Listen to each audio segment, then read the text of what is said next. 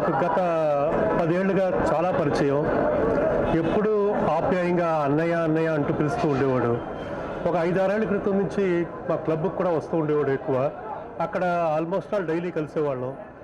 ఎప్పుడు కలిసినా కూడా పాజిటివ్గానే మాట్లాడేవాడు తప్ప ఏ విషయంలో అయినా కూడా నెగిటివ్ అనేది ఇప్పటిదాకా అతను నోట్లోంచి ఎప్పుడు ఒక్క నెగిటివ్ వర్డ్ కూడా వినబడలేదు. ఎందుకంటే ఏదైనా కూడా పాజిటివ్గానే, ఆ సినిమా బాగుంది అంటే, కొంతమంది బాగాలేదన్నా కూడా ఎందుకు బాగుంటుందని అది బాగానే ఉండి ఉంటుంది.